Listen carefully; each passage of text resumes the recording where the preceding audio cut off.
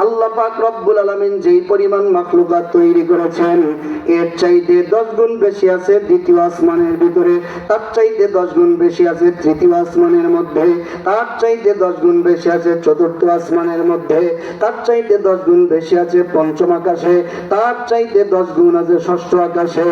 তার চাইতে 10 গুণ আছে সপ্তম আকাশে। এখান থেকে আমরা বুঝতে পারি আমাদের প্রথম আসমানটার তুলনায় দ্বিতীয় আসমান বড়, দ্বিতীয় আসমানের তুলনায় তৃতীয় আসমান বড়, তৃতীয় আসমানের তুলনায় চতুর্থ আসমান বড়,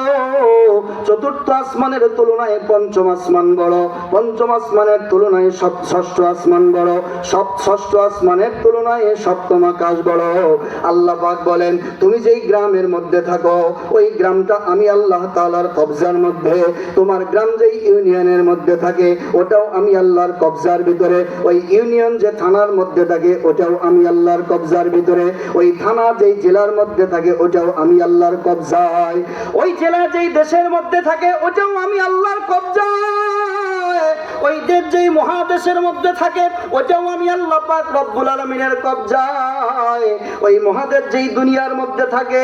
ওই দুনিয়াটাও আমি আল্লাহর কবজায়, ওই দুনিয়াটা যেই সৌর জগতের মধ্যে থাকে ওটাও আমি আল্লাহর কবজায়, ওই সূর্য যেই আসমানের নিচে থাকে ওটাও আমি আল্লাহর কবজায়, ওই আসমানের উপরে যেই ফেরেশতারা থাকে ওটাও আমি আল্লাহর কবজায়, ওর চাইতে 10 গুণ বেশি দ্বিতীয় আসমান ওটার কবজায় আমি আল্লাহ, ওর চাইতে 10 গুণ বেশি এরকম কইরা একবারে সিদরাতুল মুনতাহা পর্যন্ত এই যে জগৎগুলি তোমরা দেখো এগুলা মেরি মুঠি মে, এগুলা আমার নিয়ন্ত্রণের মধ্যে। কি পরিমাণ নিয়ন্ত্রণ! আল্লাহ পাক রব্বুল আলামিন বলেন, আমি সূর্যকে বানাবার পরে আমি আল্লাহ নোটিশ করে দিলাম, ও সূর্য তোমাকে বানালাম, আমি আল্লাহ তাআলার পরবর্তী নির্দেশ না আসা পর্যন্ত তোমার প্রতি আমার নির্দেশ হলো, তোমার প্রতি আমার অর্ডার হলো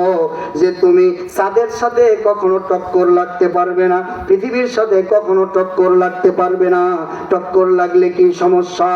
এবার আপনি চিন্তা করেন 13 লক্ষ গুণ বড় এই সূর্য যদি পৃথিবীর গায়ে ধাক্কা লাগে, এক ধাক্কায় কোন জায়গায় চুরমার হয়ে যাবে আপনি আন্দাজ করতে পারেন? একটা 9 বছরের ছেলে, 9 মাসের ছেলে,